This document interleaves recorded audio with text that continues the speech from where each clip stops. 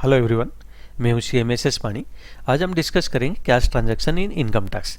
कितना हमारा लिमिट है कैश ट्रांजैक्शन का, अगर उसका आगे अगर हम लिमिट का आगे कुछ पेमेंट करते हैं कैश रिसिप्ट या पेमेंट कैश में, तो क्या होगा, कितना डिसअलाउंस होगा या कितना पेनल्टी लगेगा, वो बारे में डिस्कस करेंगे। अगर आप पहले बार आए हैं चैनल में, प्लीज़ चैनल को सब्सक्राइब कीजिए।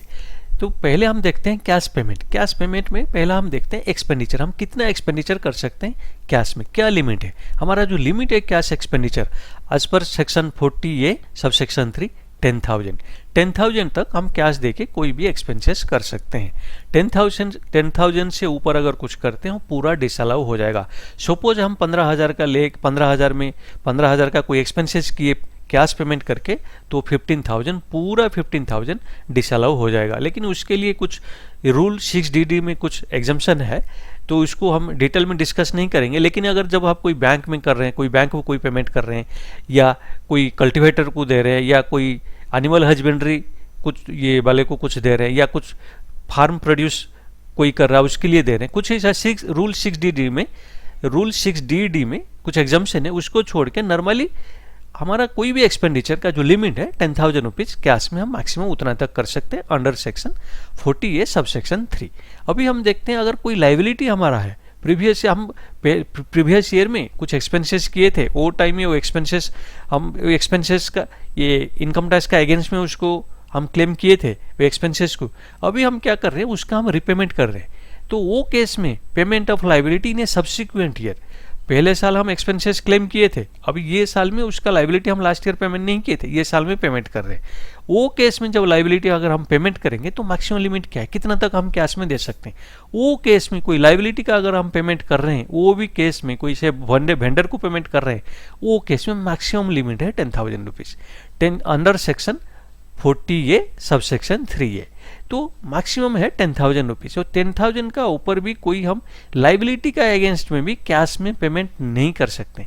अगर हम कोई पेमेंट करते हैं उसको क्या होगा, वो ट्रीट किया जाएगा प्रॉफिट फ्रॉम बिजनेस और प्रोफेशन। सपोज हम किसी को कोई वेंडर को 20,000 प्रीवियस ईयर हम जो एक्सपेंसेस को क्लेम किए थे उसका अगेंस्ट में ये साल में हम 20,000 का कैश दे दिए, पेमेंट कर दिए, तो टोटल 20,000 हमारा ट्रीट होगा प्रॉफिट फ्रॉम बिजनेस और प्रोफेशन। तो कोई हम लाइबिलिटी का भी पेमेंट 10,000 से ज़्यादा नहीं कर सकते। अगर कोई ट्रांसपोर्ट कॉन्ट्रैक्टर को हम पेमेंट करते हैं, वो केस में ये 10,000 का जगह में ये 35,000 रुपीज़ बताया गया है। अभी हम देखते हैं कोई कैपिटल एक्सपेंडिचर अगर हम करते हैं, कोई एसेट हम खरीद लिए कैश दे के, तो क्या होगा, as per section 43 sub section 1 इसका भी लिमिट है 10,000 तक आप कैश दे के कोई एसेट भी खरीद सकते हैं। 10,000 से ऊपर अगर हम खरीदते हैं क्या होगा, अगर 10,000 से ऊपर दे के हम कैश दे के कोई एसेट परचेज करते हैं तो वो कॉस्ट में नहीं लिया जाएगा, कॉस्ट में हम इसको नहीं ले सकते। उसका मतलब ये हुआ, अगर कोई एसेट सपोज हमसे 20,000 दे के कोई एसेट खरीद लिए तो उसमें कॉस्ट में हम नहीं ले सकते, मतलब उसका ऊपर हमको डिप्रिसिएशन नहीं मिलेगा, क्योंकि कॉस्ट में नहीं लेंगे तो एसेट नहीं होगा, तो हमको डिप्रिसिएशन नहीं मिलेगा। तो ये कैपिटल एक्सपेंडिचर अगर हम 10,000 से ज़्यादा करते हैं थ्रू कैश, जो भी हम करेंगे वो कॉस्ट में नहीं आएगा, मतलब फिक्स एसेट्स का कॉस्ट में नहीं आएगा, तो डिप्रिसिएशन नहीं मिलेगा। तो इनडायरेक्टली हमको कोई भी कैपिटल एक्सपेंडिचर करते हैं 10,000 से ज़्यादा, तो हमको उसका ऊपर डिप्रिसिएशन नहीं मिलेगा। अभी हम देखते हैं कैश रिसिप्ट के लिए, कैश रिसिप्ट जब करेंगे क्या लिमिट है।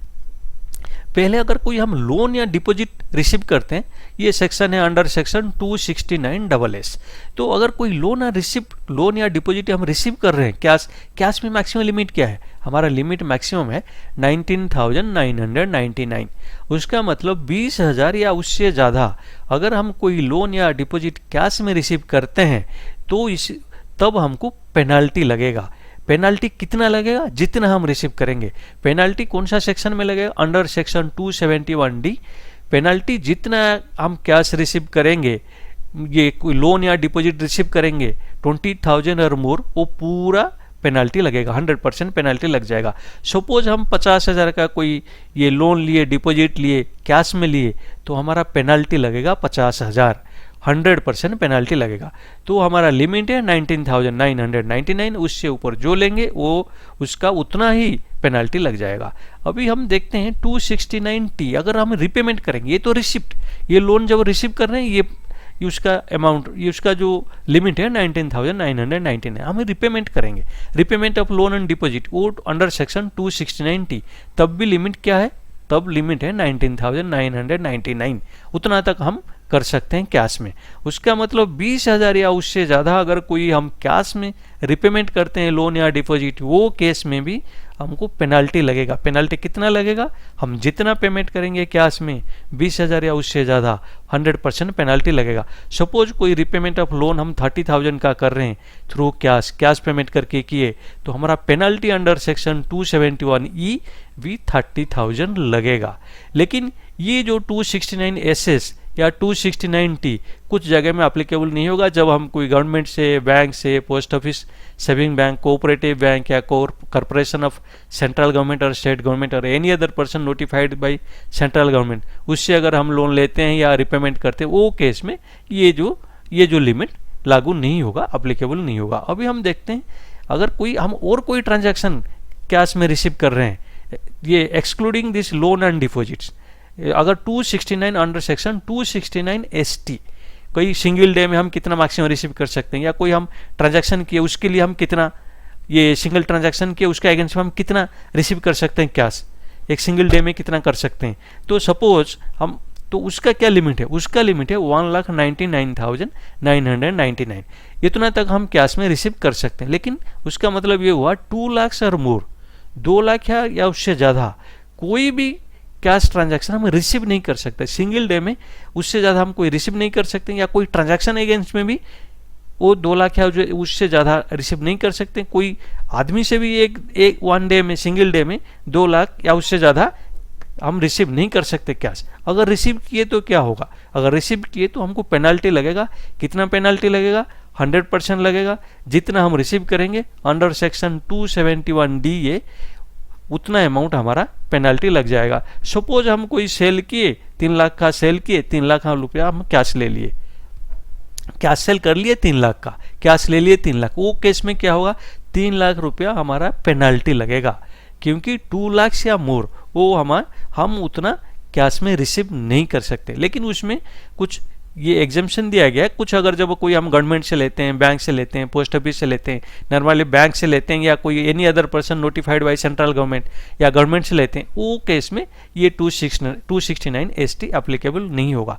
और एक चीज़ है, जो 269ST ये 269SS के लिए एप्लीकेबल नहीं होगा। उसका मतलब जब कोई लोन या डिपॉजिट हम रिसीव करेंगे, ये भी कैश रिसिप्ट, ये भी कैश रिसिप्ट, लेकिन जब लोन एंड डिपॉजिट कोई रिसीव करेंगे वो एप्लीकेबल सेक्शन होगा 269SS। तो लोन एंड डिपॉजिट के लिए 269ST एप्लीकेबल नहीं है, 269SS एप्लीकेबल होगा। अगर ये कैश ट्रांजैक्शन बारे में अगर आपको और कोई डाउट है तो प्लीज़ मुझे कमेंट करके बताइए। अगर मेरा वीडियो आपको पसंद आया तो वीडियो को लाइक कीजिए, शेयर कीजिए और मेरा चैनल को सब्सक्राइब कीजिए। Thank you.